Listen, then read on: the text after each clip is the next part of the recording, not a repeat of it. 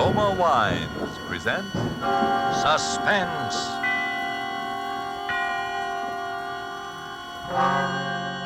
Roma Wines, made in California for enjoyment throughout the world. Salud. Your health, senor. Roma Wines toast the world. The wine for your table is Roma Wine, made in California for enjoyment throughout the world. This is the Man in Black, here for the Roma Wine Company of Fresno, California, to introduce this weekly half hour of Suspense. Tonight from Hollywood, Roma Wines bring you Mr. Laird Krieger in a suspense play dealing with a maniacal hatred and with the mental drug of hypnotics. And so with narrative about Clarence and with the performance of Laird Krieger, supported by Hans Conried as Bill, from whom we hear the narrative, we again hope to keep you in suspense.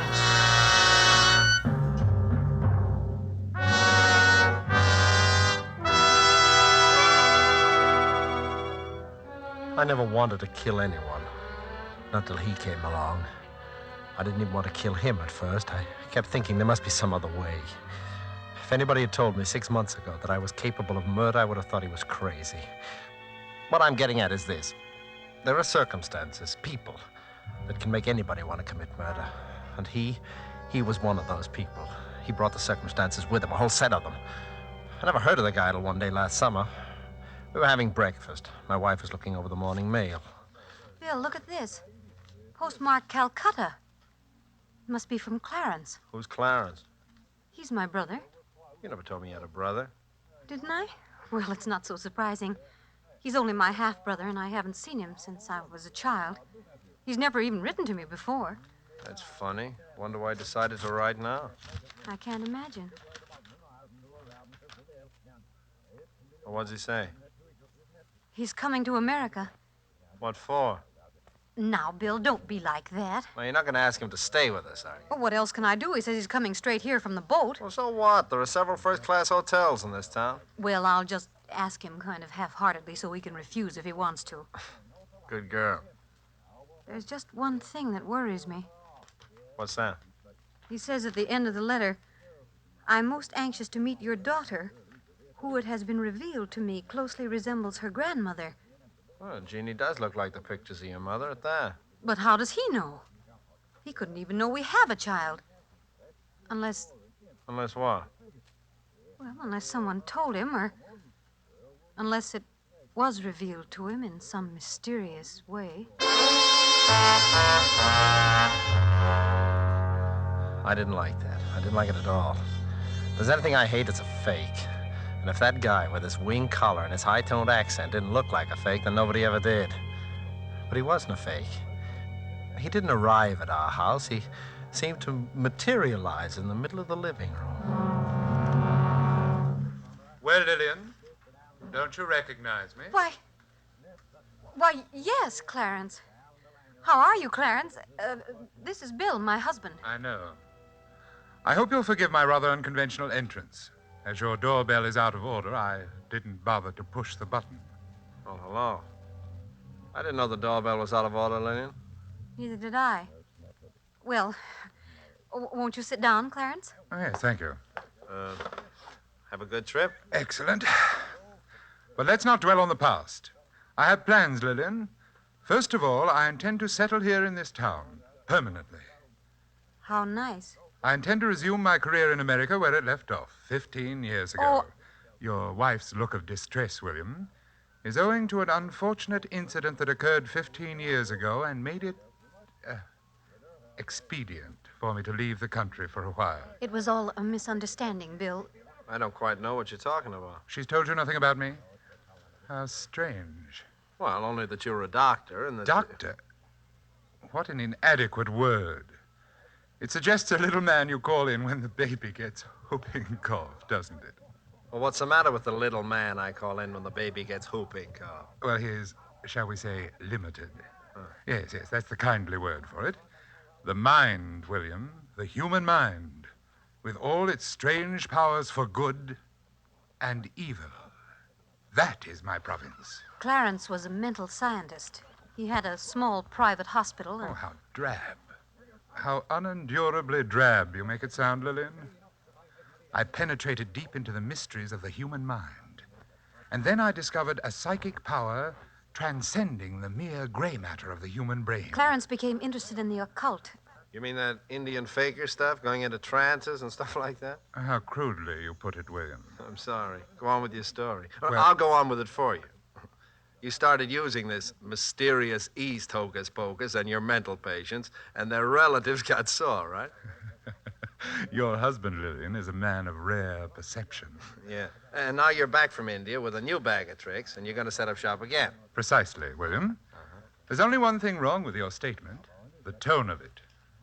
I intend to establish a small private sanitarium dedicated to the treatment of the mentally ill. And I shall continue my investigations into what your wife chooses to call the occult. Is that clear? Quite clear.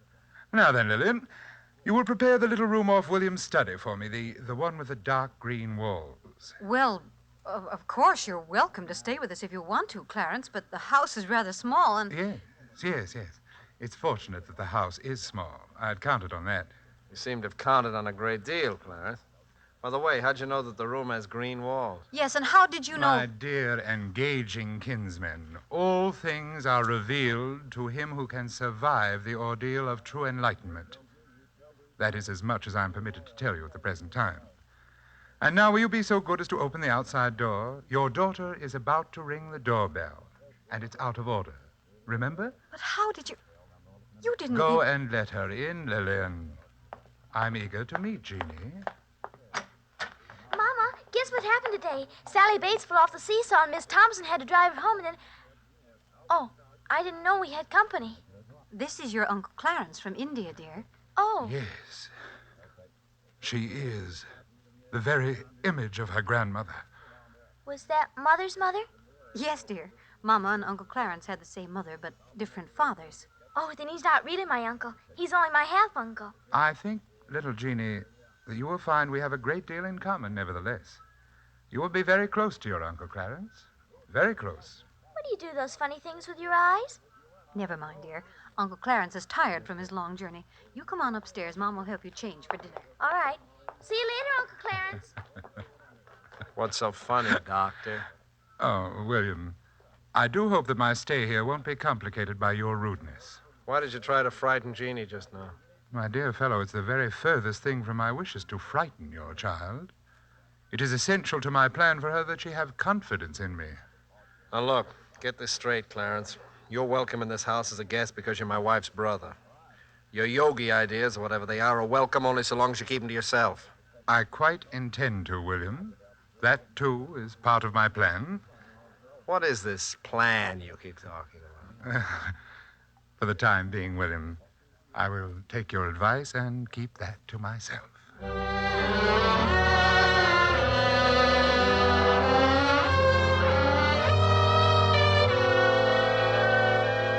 Tonight for Suspense, Roma Wines bring you as star Mr. Laird Cregar, whom you have heard in the prologue to Narrative About Clarence by Dwight Hauser and Robert Tallman.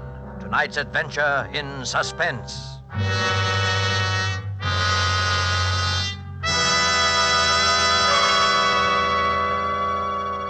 Let's leave the scene of our play for a moment and take a little journey. We'll let a bottle of Roma wine serve as Aladdin's lamp. I touch the label and presto, we're all transported to that capital of gaiety, Havana, Cuba. And now we find ourselves in the charming Pan American Club. At a table nearby, an American has just voiced his delight at the uncommon beauty of the scene. Then his Cuban companion responds, "You in America also have much that is uncommon to boast of, such as this marvelous tasting wine we are enjoying this minute. To enjoy uncommon fine quality, Cuba imports this wine from your own distant California. It is your superb Roma wine. Now just realize what it means when other countries import Roma wines from such great distances. Such international esteem must mean that Roma wines are truly magnificent in quality. And then consider this. You here in America need pay no high import duty, no expensive shipping charges. For these fine Roma wines come from Roma's own wineries in the heart of the rich California wine grape districts. Because so many Americans do realize this good fortune, Roma wines are America's largest selling wines. So why deny yourself this taste delight? Try an inexpensive bottle of tangy, appetizing Roma sherry, or the hearty Roma Burgundy, or any of the marvelously enjoyable Roma wines. But remember, these days your favorite dealer may be temporarily out of the type you prefer. Then please try again. Ask for R-O-M-A, Roma Wines, made in California for enjoyment throughout the world. And now it is with pleasure that we bring back to our soundstage our star, Laird Cregar, with Hans Conried in Narrative About Clarence, a tale well calculated to keep you in suspense.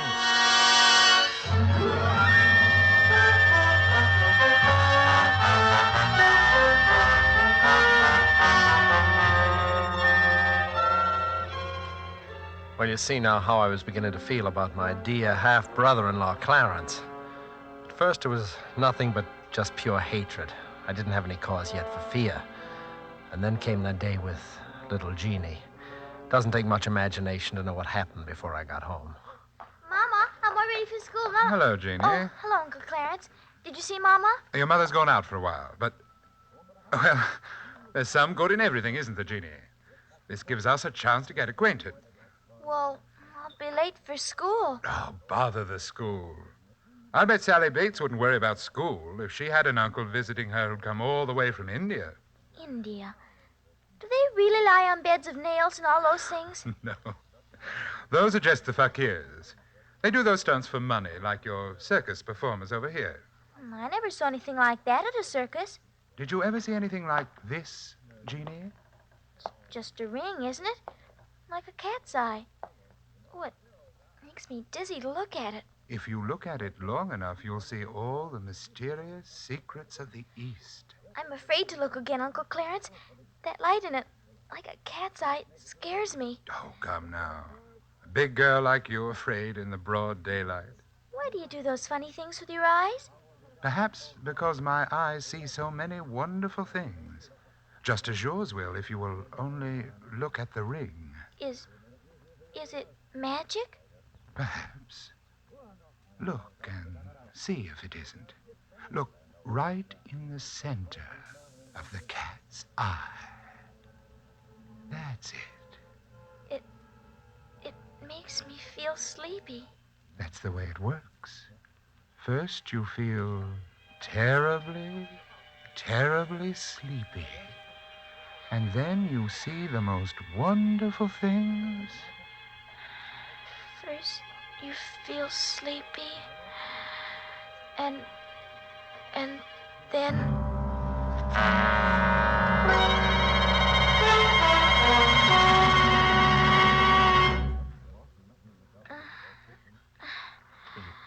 What's the matter with her? First, you feel She's coming around now. and then Bill. you see...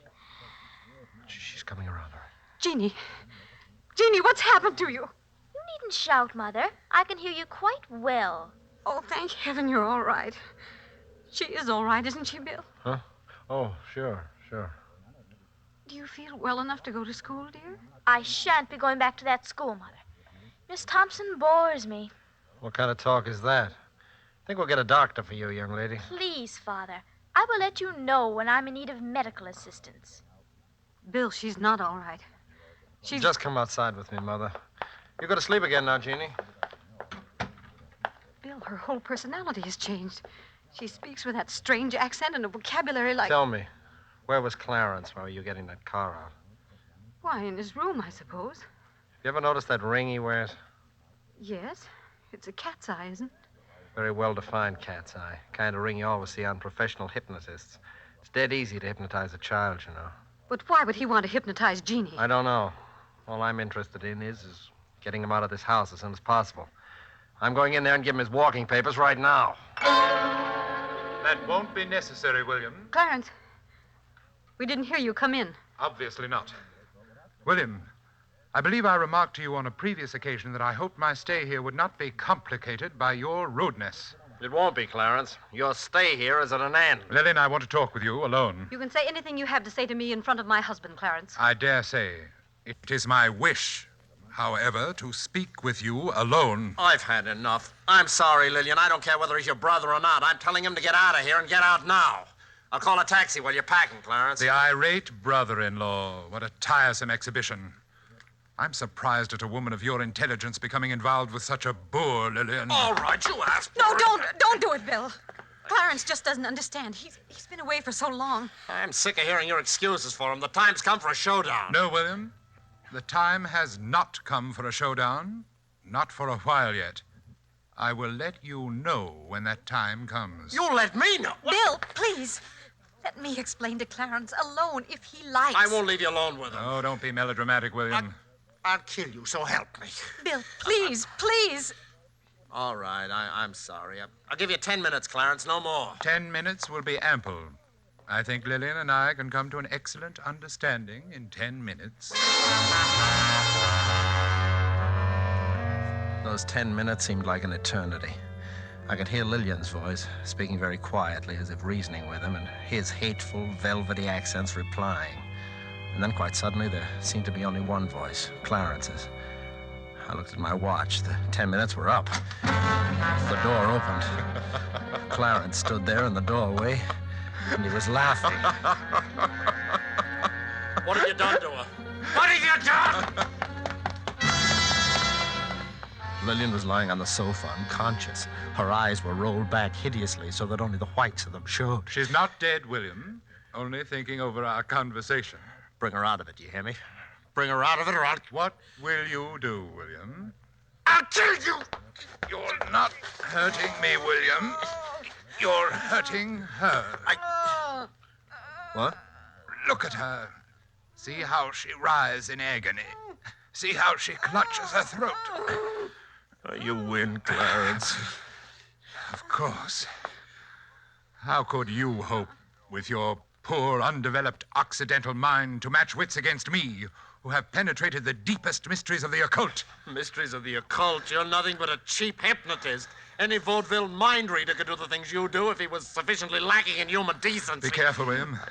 I shouldn't like to have to punish you for your rudeness. What do you want of us? I'll give you anything I own if you'll just take it and go away. It's not so easy as all that, William. Because, you see, I want the lives of your wife and child.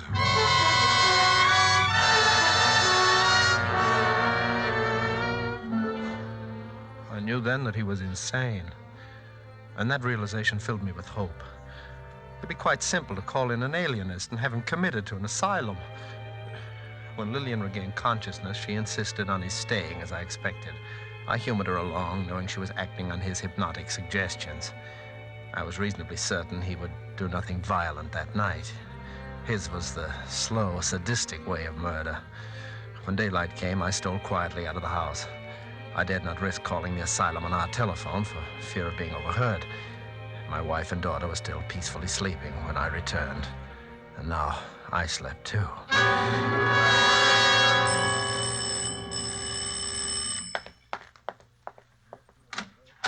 Good morning.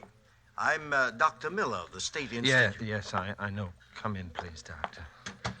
Are you the person who put in the call about... Yes, it would be better not to speak too loudly, Dr. Miller. We might be overheard, and that might cause difficulties.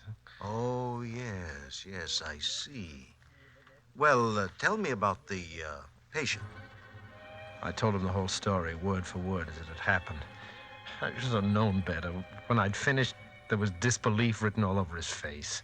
Mr. Gilchrist, I don't for a moment doubt that you have an unwelcome relative on your hands who is probably emotionally highly unstable as well. But isn't it possible that you're exaggerating certain aspects of the matter? I mean, Dr. Miller, I ask you to examine the man and draw your own conclusions as to his sanity. I'll be glad to. Where is he now? I think William has probably been talking to you about me, Doctor. Oh, sit down, won't you? Thank you. Really, I must apologize for your being inconvenienced this way, Doctor. I try to keep an eye on William, but one must sleep, you know, and, well, occasionally he eludes me and gets out of the house. I suppose he's told you that I'm a hypnotist and that I wish to murder his wife and child. Why do you think he told me that? Well, it's always the same story. Well, why should I believe your story rather than Mr. Gilchrist's? Oh, mine is a little easier to believe, I should think. But if you wish further proof... Oh, Lillian! Yes, Clarence? Come down here, will you? William's got out again and told that story. I'll be right down. And bring Jeannie with you. You dare bring my daughter into this? His daughter doesn't know. You'll be tactful, won't you, Doctor? Yes, of course. Bill, what is the meaning of this? Lillian. Haven't we warned you time and again what might happen if you go out like that? Lillian, you don't know what you're saying. This man is your husband, madam? Yes. He's been under the care of a psychiatrist for several years now. What? He seemed to be getting better. I'm sure he's getting better. The doctor said we must expect little lapses. Oh, she doesn't know what she's saying, Doctor. She's acting under his hypnotic suggestion. And this young lady? He hypnotized her, too. Is that true? I don't know what that means, hypnotize. Daddy's always saying it, but he never says what it means. Well, this seems to clear up the situation pretty thoroughly. If you have any further trouble, Mr. Gilchrist, let me know. You think I'm crazy? No, I don't. I'm sure that your wife is quite right, Mr. Gilchrist. You're getting better every day.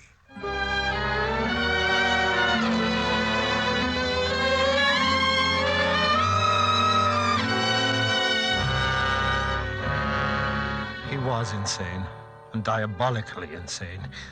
I had to face the unalterable fact. There was only one way to cope with him, and that was to kill him. But I had to do it while my wife and daughter were out of the house. I couldn't risk facing him with a gun.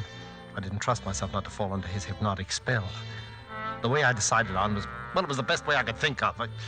When I'd finished my preparations, I waited for Clarence. Good evening, William. Clarence, for the last time... William, I'm very tired, and I have a very busy day ahead of me tomorrow. I have no wish to repeat that very tiresome conversation with which you invariably begin, Clarence, for the last time. This is the last time, Clarence. Tonight, nothing will stop me. Tonight, I am going to kill you. Please don't make another unnecessary scene, William.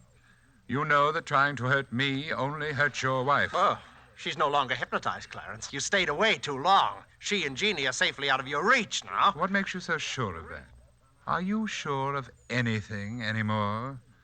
Dr. Miller thought you were insane. Are you quite sure you're not? I'm crazy enough to know that I've got to kill you. Well, do it quietly, William. I'm going straight to bed and to sleep, and I don't want to be disturbed. Good night. Just a minute, Clarence. Yes? Maybe you'll win again, I don't know, but just in case you don't, Yes? tell me, why do you say you want to kill my wife and child?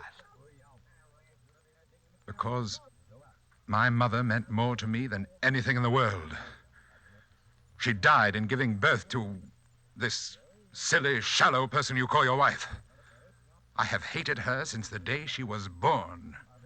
And I hate the child because, having no right to life, she commits the sacrilege of inheriting my mother's beauty. They must both be destroyed, the murderer and the imposter. You are mad. Madder than I ever dreamed you were. Am I?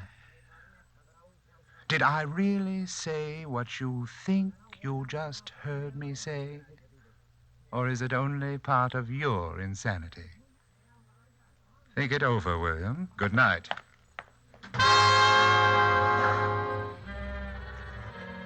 I had everything ready. The heavy boards to nail across the door, the cotton waste, and a gallon of benzene. The shutters over the window of his room I'd already nailed shut and barred. As I nailed the boards across the door, I felt as if I were driving nails into his cock. William, stop it! You don't know what you're doing! Lillian and Jeannie are upstairs. They came in the back way. William! Where are your great powers now, Clarence? William, you fool! Can the secrets of the East help you now? You're trapped, Clarence. You're out of your mind, William! In a moment, the whole house will be in flames. You'll be burned alive. You don't know what you're doing, William! Listen, Stop it! Clarence, listen. I'm striking the match now. You smell the smoke, Clarence? Never mind. You will in a moment. You fool! Oh, I wish you could see the flames now, Clarence. They're roaring up the stairwell. You don't know what It's you're doing! beautiful. William, you fool! I'll have to leave you now, Clarence. It's getting too warm in here for me. But you should be used to the heat, though, after all those years in India.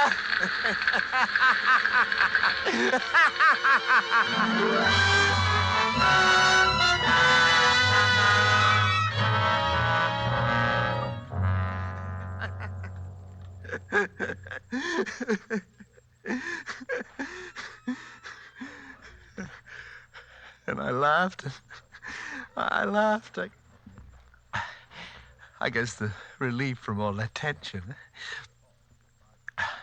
Well, that's the story, Doctor. Then I must have fainted or something from the smoke. I don't remember anything after that till I woke up in this place. And what about your wife and daughter? Oh, that's just it. I haven't seen them since that afternoon, and that's why I've got to get out of here. I've got to find them. Can't you understand that? Yes, I can understand that very well. Oh, will you talk to someone, the head of this place, and tell him that and let me out? I shouldn't be locked up here in an institution. Yes, I'll talk to him, Bill. That's a promise. I'll do it right now. Goodbye. Goodbye, Doctor.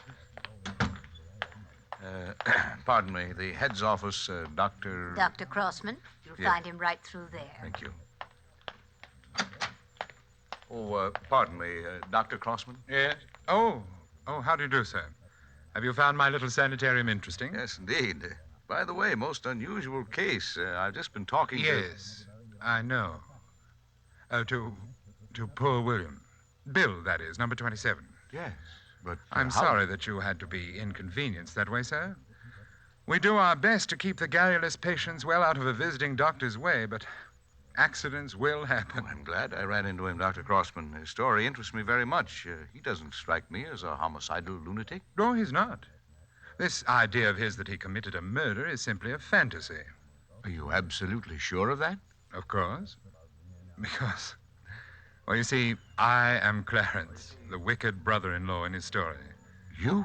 He began to develop these extraordinary symptoms during my stay at his home when I first returned from India. Parts of his story, you see, are quite accurate. I see. It's a pity, of course. He was doing quite nicely under treatment until his wife and child were burned to death so tragically in the fire that destroyed their home. I'm afraid that event, on top of his previous delusions, unhinged him for good.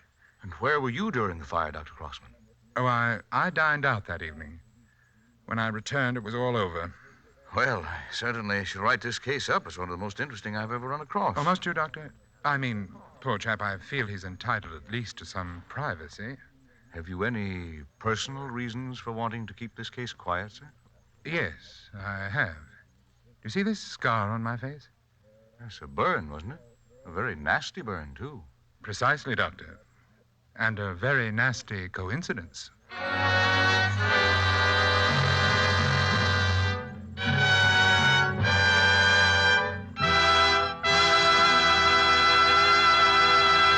And so closes narrative about Clarence, starring Laird Cregar with Hans Conried, tonight's tale of Suspense. Laird Cregar is currently being seen in the 20th Century Fox production, The Lodger. We sincerely hope you enjoyed the performance of Mr. Cregar and that of the whole cast tonight in our Roma suspense play. And here's a thought. To discover the enjoyment these suspense programs offer, you first had to sample one. And so you must first sample one of the many delicious Roma wines to discover for yourself their wonderful taste and quality, the excellence that makes Roma America's largest selling wines. You'll discover, as of other millions before you, that Roma wines are super quality, are super tasting, and are super easy on your pocketbook, too, costing only pennies a glass. Why put off this taste treat another day? Be sure you get R-O-M-A, Roma wines, made in California for enjoyment throughout the world. This is Laird Cregar. It is my very great pleasure to tell you that next week the star who will keep you in suspense will be Joseph Cotton. Suspense is produced and directed by William Spear. Don't forget then next Monday, same time, for Joseph Cotton in Suspense. Presented by Roma Wines, made in California for enjoyment throughout the world. This is CBS, the Columbia Broadcasting System.